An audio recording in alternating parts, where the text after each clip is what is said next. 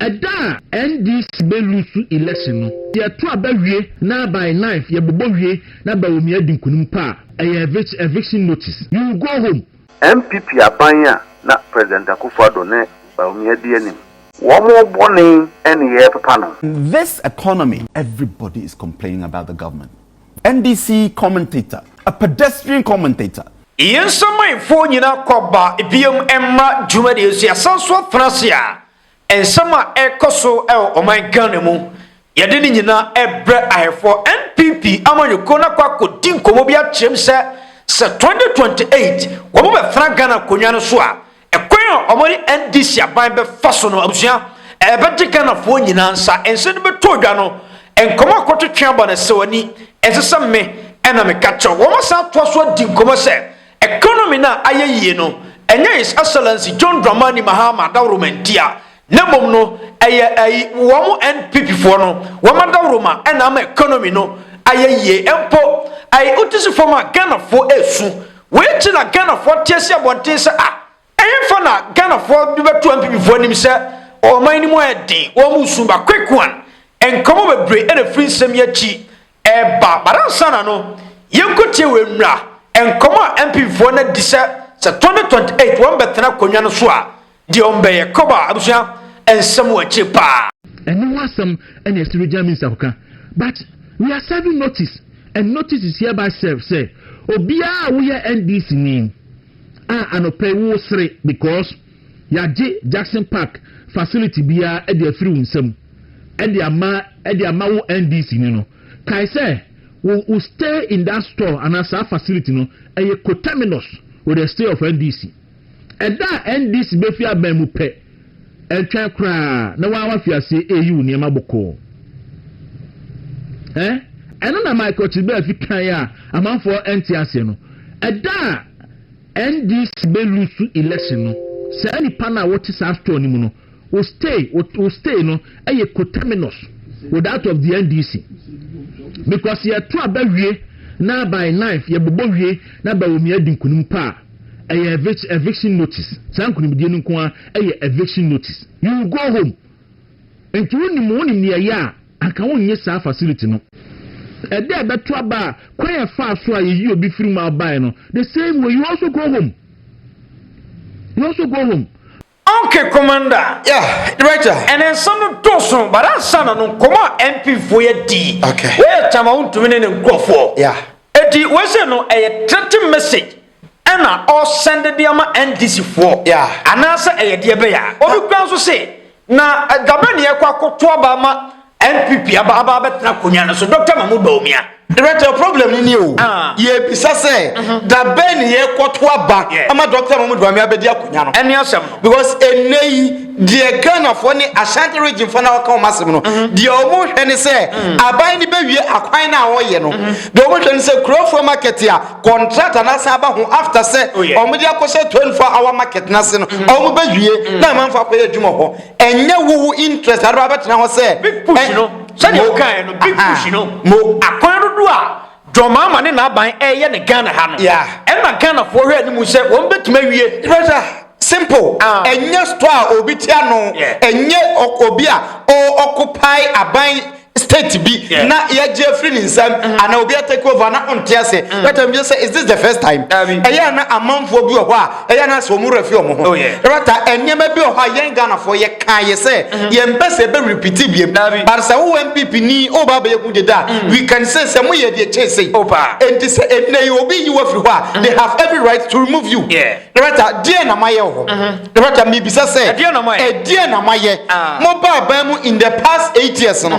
Na mode beka niam dada na e what region mu na mode beka and this one put they can say omo ba ban mu no at least amanfo mo pa ba bia ton ade omo timi ye kejetia Dubai ne ma omo said ye ba ye obi nkwaje obi sho we say no Kofodua Jackson Park na ja ono no omo kan wasem say ase ye diama NDC for okay right wini baby me bisa say NDC for no omo ye hemfa for Omunya Ghana for enti enei oba betenase a se de betumi aka ne se the better for jegu aban so se aban niema oya eye no onyere no onye ne ye big push no aban nyere no na on push very hard na ye wie aban mo na ye create jobs but emetra me ye dede e me create agenda for 2028 eye force hope de oye nyina no eye gidie hunu na ode MPP fo o de beta no kre 28 Dr. Mahmoud Bawumia o mai de beta ode de neba o so so awe ni awe o de beta de no de awe ni enye sankofu ane koka wa Ashanti region say okwa Ashanti regional omako sesa manfrafo siremfo na da region akoye omu DCs entima Ashanti region fo mpene but sankrofo ya na ato aba akoyi sremni se omra meye mampani na woni the same Ashanti region fo so beboa na wo wi anu abeka chen se wo woni munyansa wo betre de yenye enya adwuma and the Ghanaian voters, they are very smart. Omo won niema omo expect and MPP for na wokano. Ye bet match haka say sabai no satisfy Ghana for nisia. And MPP for na to abama mampani we buy you. Sabo. But MPP for na to abama president mama. Dabi. Omo to abama president mama na eye Ghana for a omo jitu mu say na oman ni go wrong direction. Ghana for bi so say as MPP for e the petrol. Sign a go mu jadim.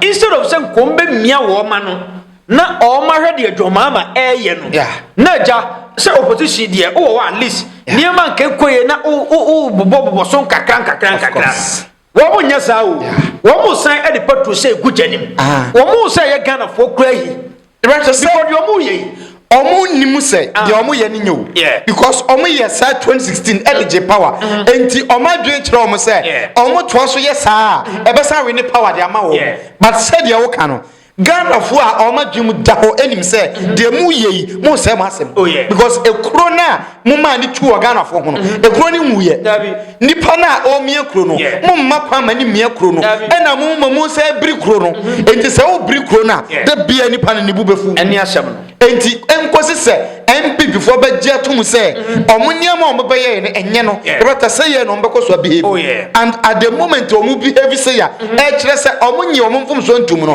Ghana front wa ba ma wo because wonye mistakes ntum utusu se ma ye niema in the right way NDC mom na edi nsem hu no ebata se NDC na edi nsem hu na we live to see in 2028 o the MPP nye de omu ye yai omu keka de omu kan na enu election na ye hwe se ye to abani bia Dr. Mahmoud Bawumia 38% no oba maintain anase so bete quick one commander ye nyina sansemi so na ye ntewe mra en command people for yi say DD me kwa me ntiase ba we no so kan brofo wo de en komra na ye koba eje die eche na busua sawani esesame ena me kacho. This economy that John Mahama is somehow architecting.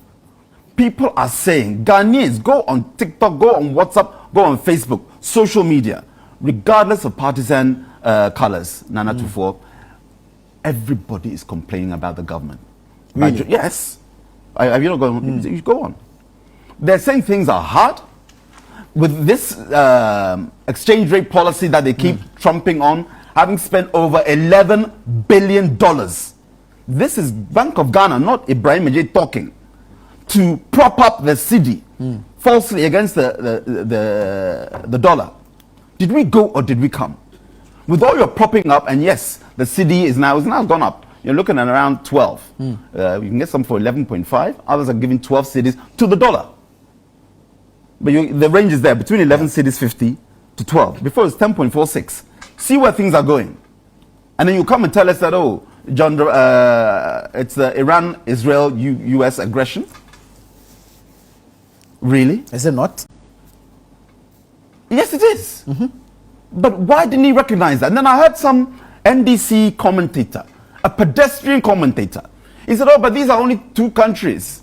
I'm talking Russia and Ukraine. All right? And this involves the USA and Israel and Iran. So there is more pressure on this war. And I want to say to the guy, are you not aware that the European Union is with Ukraine? A union of 20 plus countries are siding with Ukraine in this war, which has affected global supply chain, economies, inflation shot up across the globe because of we call it Russian-Ukraine war, but it's not a duopoly. It's not two people monopolizing a war. You have a swathe of Western Europe backing one party. I'm talking Ukraine in the war. So when I heard that pedestrian NDC commentator, I didn't want to respond. Sometimes if you give a response, you are elevating them where they need no elevation. But that's the reality. You asked a good question, Nana Tufo. Is it not the case? Yeah. That these pressures are causing these shocks to our system? And inflation will increase. I heard. Okay, Commander. Yeah, Director. Opanina Kasa. Okay. Also, yenti sukrum. Yeah. Na yenkobu sebusa Ghana for. Okay. Also, Ghana for said yesi blend. No correct. Na adiana yampa. Director, we yankasa Ghana for 100%. But ayesiri na anon. Director, we nim. Say minya aduane ni. Na afa mi didi once a day. Yeah. Entresa me ho atome. Na mum enei ayesiri nora. Oh yeah. And Ghana situation, no. Ghana for one but a far better than NPP there. Oh yeah. But Papa minim so we free UK buy and you. Oh. So we free US buy and you. Nim koma wodi. Typical Ghana no to krom ha. Onim koma we. Dabi na even no mo free UK ni US abano. Ah, wo mo ya si Ghana for nya NPP for no. Okay. Wo mo krom no say ade no. As a na yes na anu no. Director, it's straightforward. What you say? Because yɛntran kasa enema yeye kura Ghana ni bia ho atono Dabi. But eyesere na ano no crepa. Because brother, the entire papa yi on ten ho asene say oye MPP ni on tie say ya to abetia MPP na NDC aba aban mu nti o say enei uko social media baby a Ghana for su in 2023 2024 yesusu eche we ye twajajo na nyesu o enso amekasa ye wiese wa amekasa the ntia ye to abetia MPP ni say on tie se a enie ye to abetia MPP fo a omode $1 cost 17 MP before me cement one bag equal 120 cedis. Omudi inflation call 54%. MP before me petrol 1 liter call 23 cedis. What MP before omofa yeka every 122 billion Ghana cedis. And call about 760 billion plus Ghana cedis. Some Crawford network betia. And then we can say a comedy and poor dollar no a trading less than 12 cedis. Say a comedy and poor we can say two a move boom. Hey, almost a petrol no. There was 80% of me bisa say NPP for near to a better almono. There was a time a petrol 1 liter called 23 cities. About way in the worst case scenario. Hey, a few way, but some way. Yeah, petrol 1 liter and 16 cities. About way what bomb power no. Baby or the aqua could do no. There was making mention of Russia-Ukraine war. Say na NDC for the Russia-Ukraine war and NPP for to manage it. I can say no correct. Then is what kind of moon control. There was a point in here. Russia-Ukraine war Russia-Ukraine war nkwana na ewo wiase papa ni justify say ye wo European countries ya omo join European Union na omo support Ukraine entinya ma mienu pene ko enei NATO na da so support Ukraine enti Russia-Ukraine war no ewo pa enkoi na US Iran Israel war eno so asaba beka ho eno so we can say am I any being so support US and Israel there are no nanchen Israel any Palestine omuntoko ho Israel and Lebanon toko ho enra Turkey defense minister or see Israel for episode omuni Turkey ko eno so another issue enti kan toko do we ase for you Russia and Ukraine there no ebeka ho enti say NPP time Russia and Ukraine toko no kran ye enough say say economy na enei afofra beka Russia and Ukraine war no economy ni ka be say ani asem the battery be yenye fe say we pani Uyobia, Osia dia kwachi, Ufia kwanimu. Not because of politics, over TV so, not uye cheap politics. A man for doing in from. But I am person you do be in from. But in this case, a nay otan kwadua in America, a byway, Nesone dear, or yepa. Okay. Yeah. Quick one, Commander. Yentumri kafa sanko we yami. Okay. Oze Mustapha Gwande di odim komo ya ne mo hye. Of course. Odim komo watu jama MPP fo no. Okay. Ni ekoso Ghana nyina no Mustapha Gwande die oye NDC Deputy General Secretary to ni oban aban no enkomo wodi na no hye yenya mutra na yente ni nkomo no na say MPP for decide say aban we eye adena fita o meka se tuntum ye bone a o meka se papa ye papa nso o meka se bone ewo mu se term a MPP for take kunya so offer ya criticize wo mo pa bo mo chire e san so expose wo mo so but sabre no se ye tumra na ya chire si ena nan komodi a ni ye di sabre no kwame na ayensam a esisi eniema ye nim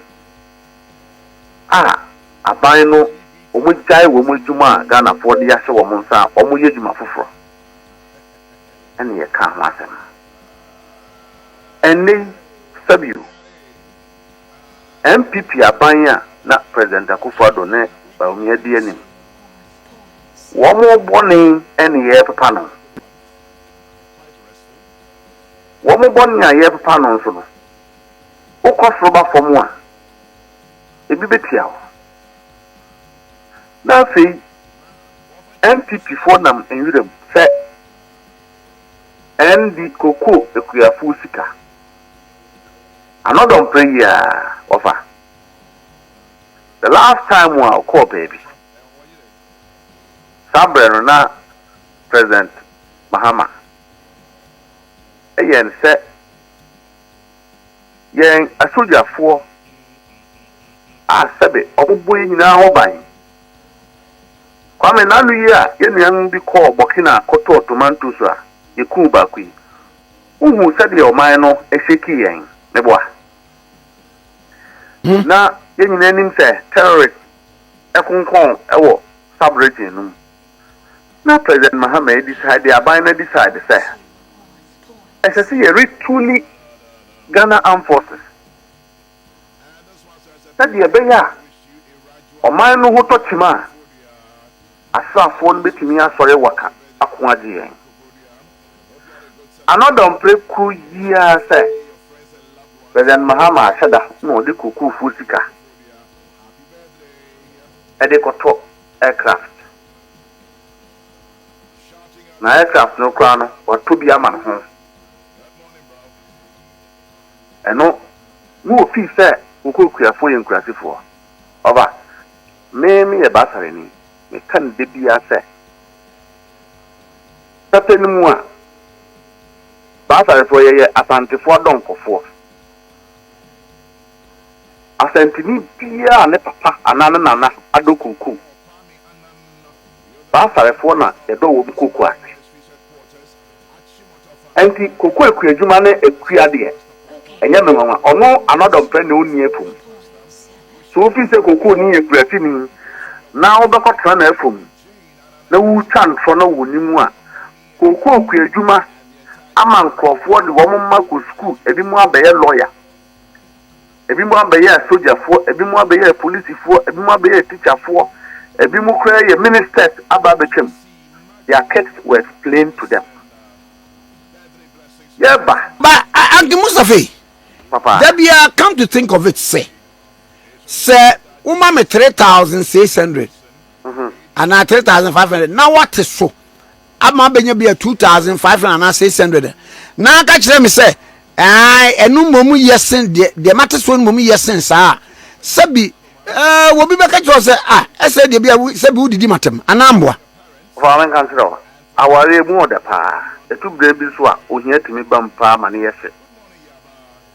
The fine nido sana abayne amanyo fo aban ene nko fo no release sana ete MPP for tnaso so obekaya obakwa me na kokko ye ton sen say abu be fi so na ye 3,000 ne kakra na se no mo makuya fo no womu koton kokko de ba MPP abreso womu chano miensa womu de ba ko ama kuafo obakwa me make sure we wan dance no say sabre no okaya MPP swat the task force throughout the country omo ensure say enkofo onfa kokko enkofo togo emfa bi nko the friends say Burkina Ivory Coast edu baby kura na Togo for cocoa close to 8,700 Ghana cedis. Maybe an uncle for Asem cocoa at the court Togo Ecotom. Oti region. NPP Sama or Oti region. Vice Chairman Bako. KJB Putimbo. No, the appointment Nete Kuku Nuana Omu at the court Togo Ecotomba.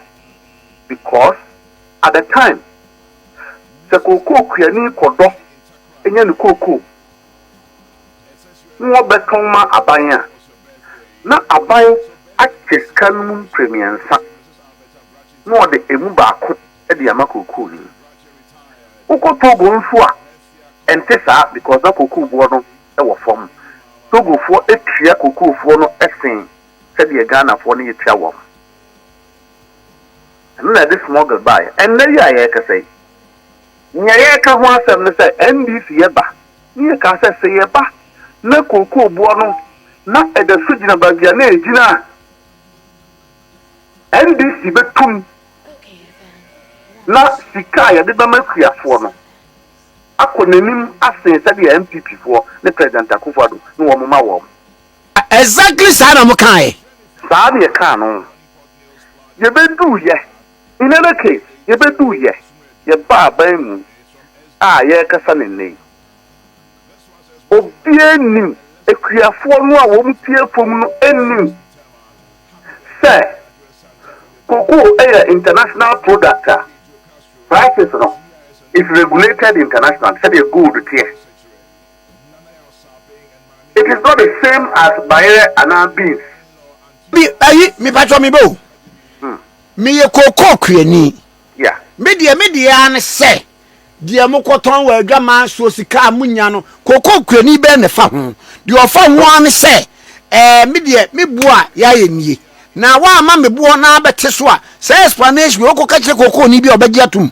Offer as a cocoa ni fa because cocoa bought and town tomatoes, cocoa bought and nigger, cocoa bought and the sea baboka. MPP apresso. No be town 10,000, no amount 2,000, no issue. In na can Asem, and there's you on a boy copoku, and I to force them no more kabi. They said it because it was right at the time. And now you are yerking. Yet the cocoa no echo jamua, a buying no digger America for. These are the gold board the thing. A buying no and the digger no Emma cocoa for.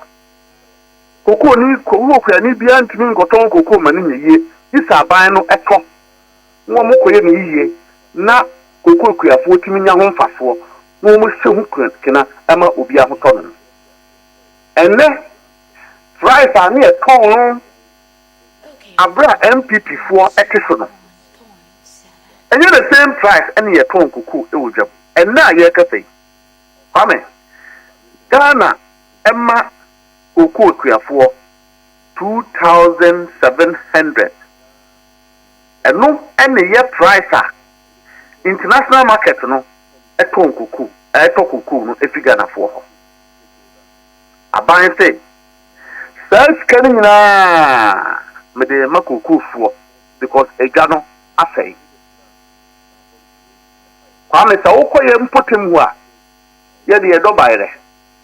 E to brebia. Eno wo me bo. Eno na koko kuani no.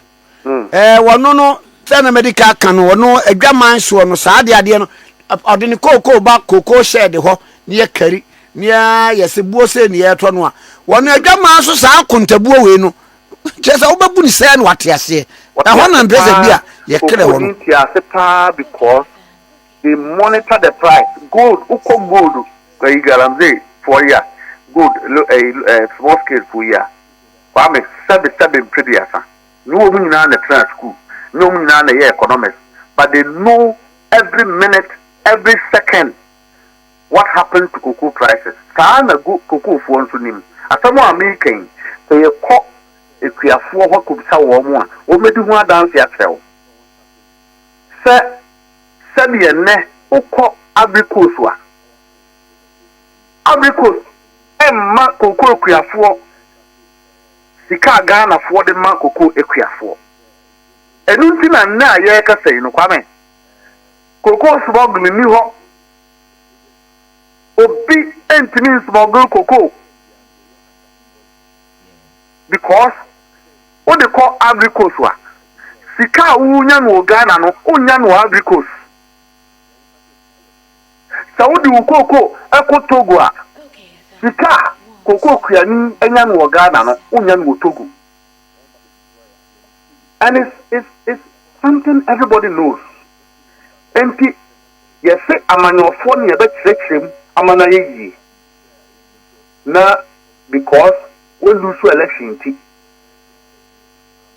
because o party asenti yanko yuram ni yanko tantro enchekuafo say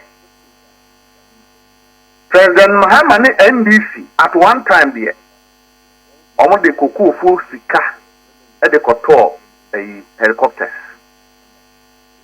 at another time Mustapha Bandi and a car sing enunti na kokofo ebra yensi another pray full sa conversation entimi ma NPP winning election it would not happen because you see entro ni anokre u karibu mu a and set they are not the same but surprisingly wawa ananu ya omuko ya kokko akuafuo kasi the cocoa farmers knew say Tamwa President Akufo-Addo was no cocoa juma no omasay no for Eastern region and other parts of the region. NPP for J Bosia. So omo beheso na omasay cocoa kejua no mukida. And I'm speaking on record. Say I'm not done private me akasa mo the parliament bi. And one ji loan. One call the Eastern region, but they are not on play MP free hop. Sir, Okuya forming a training woman. Enti Obian Common go to borehole, almost a woman musica, and two borehole, a woman from Sadia are buying the cocoa print, a cocoa board and penny for the bass. No more be install irrigation. Now they are there. I will cocoa farm. Study a bear. That's what by here. Come to MPP for the bit on that. Maybe one. Sao low no one could do yana. Cocoa bisa. Cocoa kuya for no say. Dejumano. I buy a G huska. Dejuman womu yana. Go and ask the farmers. And it's a Seshi ana baby now ko gada MPP fu a wo mo ho a wo yekoko kuafo na wo ni omu di nkomo a it doesn't represent cocoa farmers in entirety because MPP ni there o ye MPP ye wo ensentrofo a wo ye MPP fo ye wo lawyer fo a wo ye MPP fo ye wo miners a wo ye MPP fo and you walk cocoa for MPP for. So when you go to every constituency, NDC cocoa Ekuani or and MPP cocoa Kuani is ready a walk.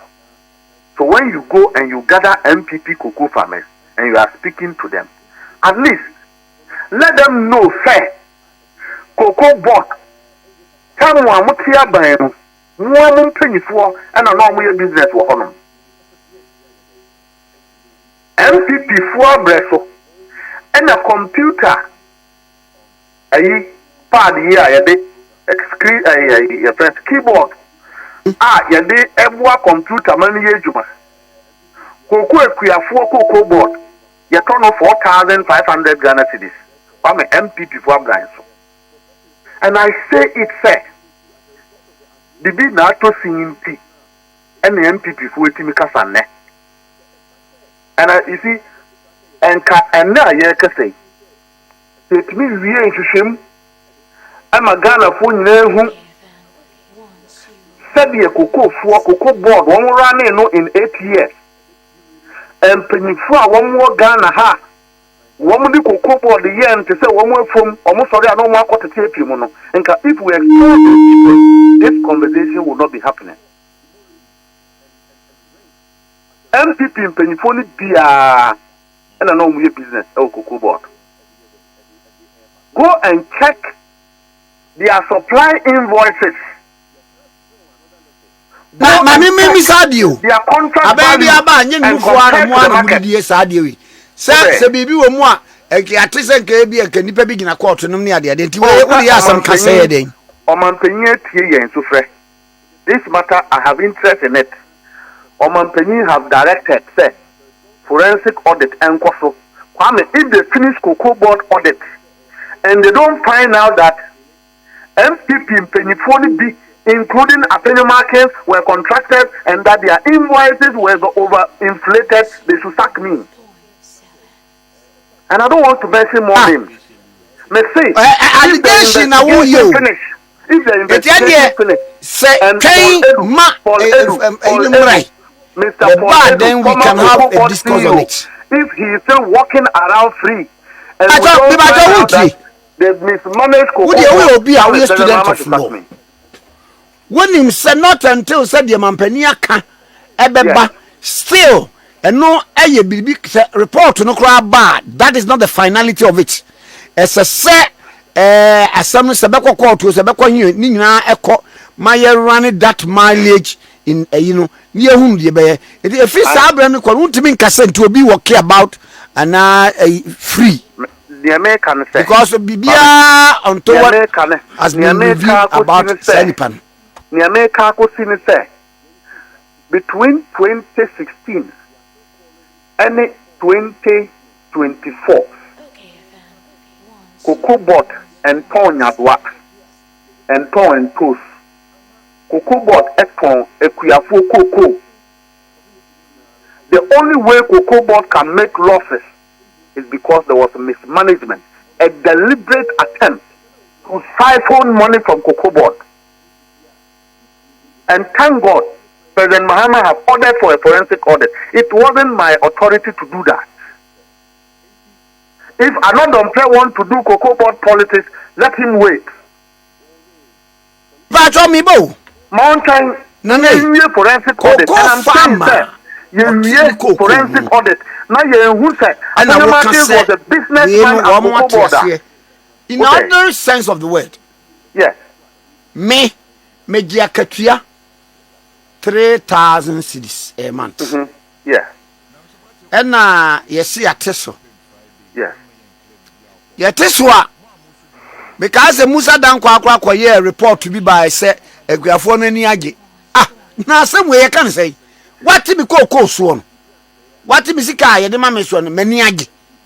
Unim ne see. Nyango bokwa anybody. Unim ne see. And na dollar no.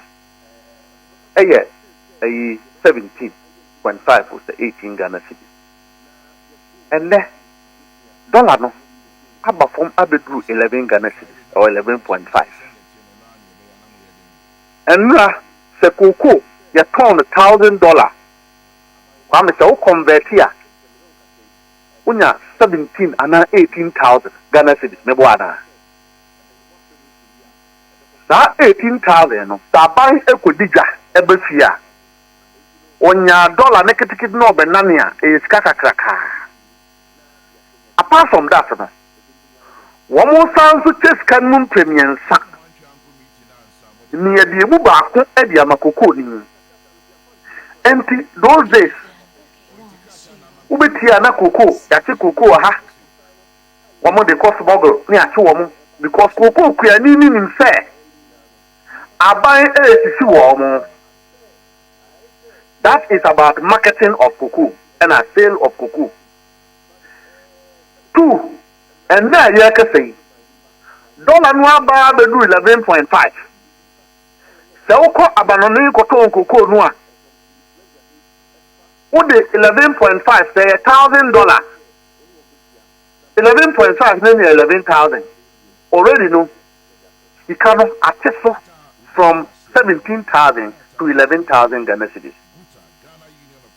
President Mahama no kura free bolia. ne nana ne papa no koko ono kura se ebia atofo se no no de ofri fanteman mtom do koko ono kura se se ekoton koko do ba ni ebenye nyina yemfa ma koko kuafo na koko kua ni minim se yede akufo do formula no e de ton koko e ma kuafo no a enne ye ton 2007 no ye tem miensa ekuane no sika obenya kra endu 1000 but ye see emfani na koko board enkosoa emmoka to take care of and cushion the farmers. Sadia mienu we, Sinaro mienu we. The first one, the President Akufado, Bawumia, and the NPP for ye. The second one, yes, young Tom Yebenyano, young first canon from Makokukia for. Now, a word so, a bind, the who said, Pricing modeler you use for cocoa board no and more cocoa for no more cocoa ejuma. Farming models are used no. You perceive a secret. Na ejuma no eye de ema cocoa for no. Na abua Ghana nyina. Kwame eye bayifu pen wo betimi akogina nwuram. Aka se sanse se wi enya mekuafo. Ena make dem die ti to say NPP for abreso se omo ye nyama ye yi a enra wo bi di matam Facebook se me etani aboa me yesrebuni o me etani aboa na asante fo ne akanfo a wo mo betra so na ado ya kani ofrite bi heyi a Bawumia pe wo prisrim na ado finance minister no ye akani ono nso frite bi heyi a se omo na nanu modo koko se omo ntimi anya bibi amwa koko ekuafo ne koko ejuma na ekani aboa betra so ni esi esebu kina Kwame onni wati aya obono kro no nu obi another prayer sorry akogina iram se muheu aban top aircraft into ekoko fuska Yemfa bi mesha Mustapha bandi na ekuafo no bumfu no woba no wobeka na yentie no I can assure him that I deal in politics with credibility. Kwame Asem no eyenwa meka eyeda meka. That is how I do my politics. Another prayer wo mutra parliament eye niema a wo mko opposition enne another person yan tum fe wo mo feel so wo mo na no mo kasa eno na bebu wa ma NPP aba power biem ena no se eye ship timi be gina Ghana ha etu ko gina ba bia na se bibi eti wo ho no a yan kasa Ghana President Mahama na nhweye entina ship eba Ghana ha sa ko ba bi ene ehun kokwe wo. I mean, when you rationalize politics in this manner, it validates the claim say politicians yanya papa. That is what it is. Yeti kromuha ni aban beye bia eyefe bia contractors mpo na odi eduma ma NPP for they have a problem with it. And nano me na na tabi hene ayi your friends over am time ayi osaji fo amwatia ofuripeni osaji fo amwatia ofuripeni osaji fo amwatia ofuripeni aba kama ye nyina pe se Chebi hospital ebi 100 years o saden na laboratory kwa wo mu nibi kwame kromu nyina ye amanyoso ho amu na Chebi Essentially na danko akufo ado enya na ado krom yewura gabi asawo chida kon yewura ya kuntum super ofiyata yentimi anhwe kofio se omanpanyi krom hospital awo ho MPP APS antimi anhwe antefia me Mustapha me krom no me hospital ho these are the people who want to believe, say,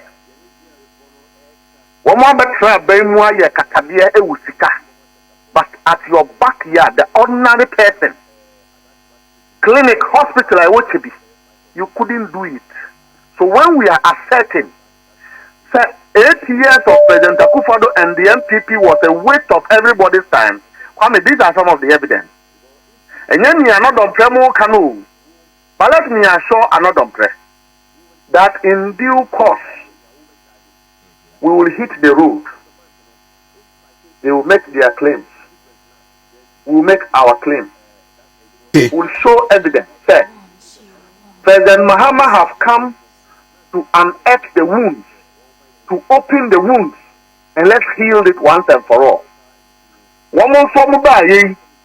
They came to cover up established Ponzi schemes. Yade fa ho Asem edi oman sika. Bawumia krom Wale Road. That was their vice president. Omo awodu contractor. Etia contractor neka. Kwame kwan no aye. Incorrect idea. If they can do that in the hometown of their vice president, what can they do in Mustapha Gbandi's hometown? What can they do in Seshiri also? President Kufuor, we knew for them starting free seedling. Yes, sure. Free mass spray.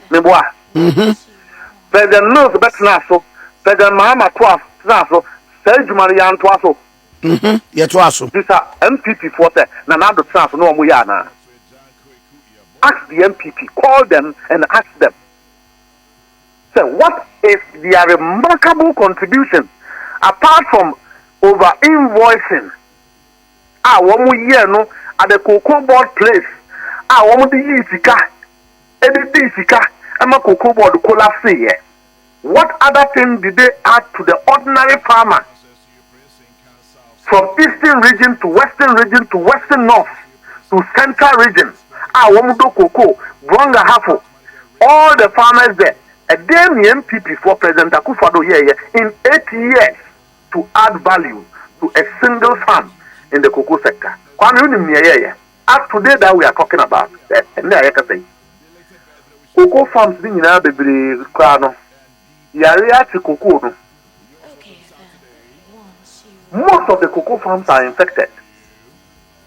Do you know that? And the NPP wants you to believe, sir, we are the problem. NDC is the problem. Because there's an international decline in terms of pricing. And NP, members of parliament, if you don't even have work to do, go to another press constituency, go and find out the level of poverty there. That is why we tried to remove him. The election he lost. Election in another press constituency, he lost. Let him go and find out the number of farmers there. And then another player ma womo. Ayi uko nsawa Nigeria. Eho ne do pineapple. Ekuafo wo in 8 years plus 1.5 years. Let another player go to nsawa Nigeria and account for the farmers what he has done for them.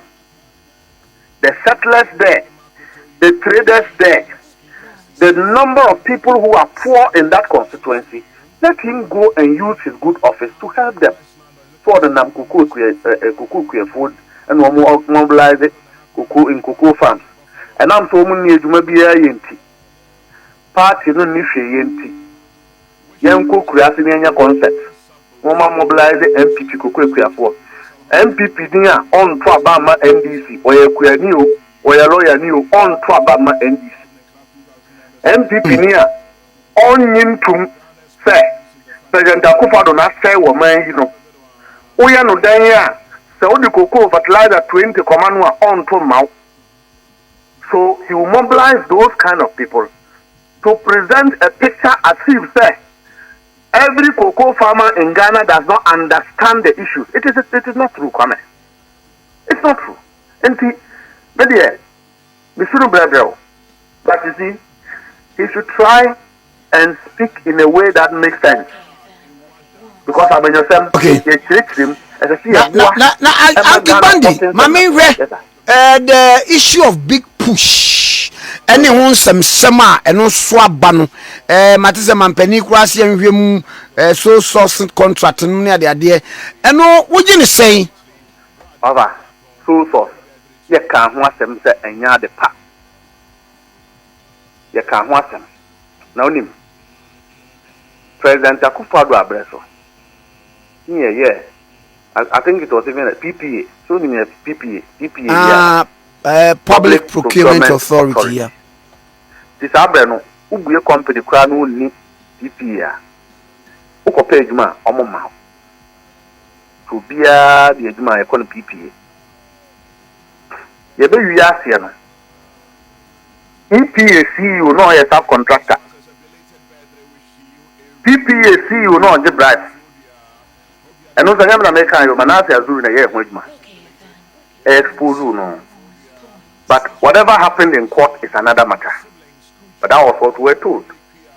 And we spoke vehemently, said President Akufo-Addo said the sole sourcing, said the physical woman. It doesn't mean, sir, for being so sole sourcing, no, you're not the bonnet. They are two different things. But we condemn the entire process of sole source. Suleiman, Ejuma, or Fourth Estate, the same work they did in the past, which we praise, is the same work they are doing today. But the good thing is that President Mahama adhered to Musa. Ejuma, Fourth Estate, AFR, big push, Sa sole sourcing, no. Specific allegations are there. Two, going forward, we should overhaul the entire procurement process. Kwame, but let me tell you the beautiful thing. Yeba abayimu ene ayekese. Kwame, what they were for more. A lot of our ministers and appointees are crying. Meboa. Uko weza uko pejuma. Or say minya commitment authorization here. We can't minister them pray also. Ukwa ni yahwehwem. Yahwehwe values ni a compare. And ukwa e de ho e ma finance minister ko create a bibia a friend of value for money entity.